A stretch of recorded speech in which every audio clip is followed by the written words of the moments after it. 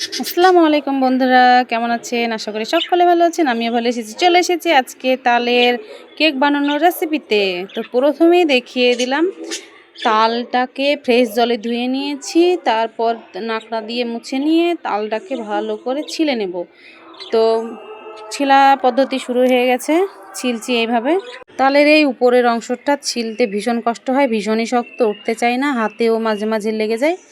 তো এইভাবে আস্তে আস্তে ধীর গতিতে এটাকে পুরো কমপ্লিট করে নিলাম। তারপরে তালের এই ছালগুলো ছিলে নিচ্ছি। ছেলার পর আমি কিন্তু এইটাকে ভালো করে ভেতরের যে মাড় থাকে সেটাকে বের করে নেব। তো বের করে নেওয়ার জন্য আমার লাগবে একটা ঝুড়ি বা ডালি। তো আমি ঝুড়িতেই করব। দেখতেই পাবেন, ঝুড়িতে ঘষলে খুব সুন্দরভাবে ওটা বেরিয়ে যায়। অনেক পদ্ধতিতেই বের করা যায়, তবে আমি ঝুড়ি দিয়েই বের করব। এইভাবে ঝুড়িতে ঘষে ঘষেই তালের ওই ভেতরের মাঠটা বেরিয়ে যাবে, এতে কোনো ছেবড়া বাঁধবে না, খুব সুন্দরভাবে বেরিয়ে যাবে। দেখতেই পাচ্ছেন বন্ধুরা, অনেক সুন্দর বেরিয়ে গেছে, গাঢ়, কোনো জল দেওয়া যাবে না, জল দেওয়ার কোনো প্রয়োজনই নেই। আমি এই মাঠটুক দিয়ে দুই রকম পদ্ধতিতে জিনিস বানাবো, একটা হলো তালের বড়া এবং তালের কেক। তবে আজকে আপনাদেরকে বানিয়ে দেখাবো তালের কেক। তো তালের কেক বানানোর জন্য প্রথমেই তালের কেকে আমি দুই রকম চালের ময়দা দেবো, একটা হলো কামিনীভোগ চাল এবং আতপ চাল। তো তবে আমি কামিনীভোগ দুটো চালকেই মিক্সিতে পিষে নিয়েছি। মিক্সিতে পেষা চালের গুঁড়োগুলো খুব সুন্দর কেক ভালো হয়, মানে খড়খড়ে টাইপের হয়, একটু জল বেশি দিয়ে ব্যাটারটাকে মাখতে হবে বটে, কিন্তু খুব সুন্দর কেকটা হয়। আপনি দেখতেই পাবেন বন্ধুরা কেমন সুন্দর কেকটা হয়েছে। তো এটা হলো আলো চালের গুঁড়ো, এটাও আমি দিয়ে দিলাম এবং পরিমাণ মতো আস্তে আস্তে ওই এর মাড়টা দিয়ে মেখে নিচ্ছি। খুব নরম হয়ে গেলেও বিপদে পড়ে যাবে বলে আস্তে আস্তেই মাখছি।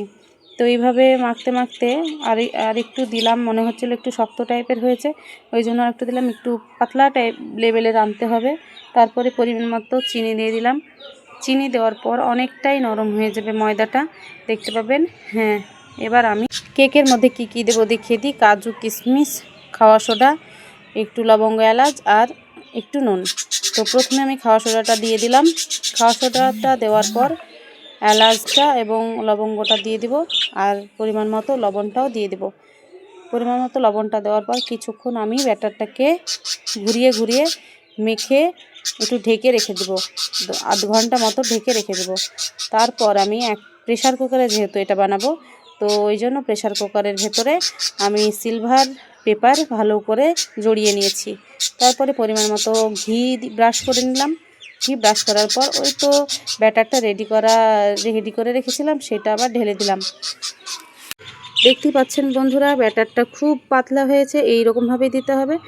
তারপরে আমি কাজু, কিশমিশ ভালোভাবে ছড়িয়ে দিলাম, কারণ কাজু কিশমিশটা ভেতরের দিকে আর চলে যাবে না, এটা উপরের দিকেই থাকবে, দেখতেও ভালো লাগবে আর মুখে পড়বে, খেতেও ভালো লাগবে। তার জন্য আমি এটা উপরেই দিয়েছি। অনেক সময় ভেতরেও দেওয়া যায়, কিন্তু ভেতরে দেব না। আর প্রেশার কুকারের ঢাকনার যে রাবারটা আছে সেটাকে আমি বাদ দিয়ে দিয়েছি। রাবারটা বা সিটিটা যে কোনো একটা বাদ দিয়ে দিলেই হলো, কারণ সিটিটা দিলে কেকটা ফুটো ফুটো টাইপের হয়ে যায়। ওই জন্য যে কোনো একটা রাবার বা সিটি যে কোনো একটা বাদ দিয়ে এভাবে আপনি উনুনে হালকা মিডিয়াম আছে 20 মিনিট বয়েল করে নেবেন। তারপরে দেখতে পাবেন ওয়াও, অসাধারণ হয়েছে আমার কেকটা। তবে এই কেকটা কতটা পারফেক্ট হয়েছে এটা দেখার জন্য একটা কাঁটা চামচ নিয়ে নিতে হবে। কাঁটা চামচটা একটু ঢুকিয়ে দেখলেই বুঝতে পারবেন এটা কতটা সুন্দর হয়েছে। দেখতে পাচ্ছেন কাঁটা চামচের গায়ে কিন্তু একটুও লেগে নেই, তার মানে এটা একদম পারফেক্ট হয়েছে, একদম পারফেক্ট। খেতে অসাধারণ টেস্ট আর অনেক লবণীয়, কি ঘ্রাণটাই না বেরিয়েছে, ওয়াও। এবার আমি এটা প্লেটে ঢেলে নিলাম। প্লেটে ঢালার পর আমার ছেলে একটু পাকামো করছিল নিজে নিজে কেটে। ভালো থাকবেন, আসসালামু আলাইকুম।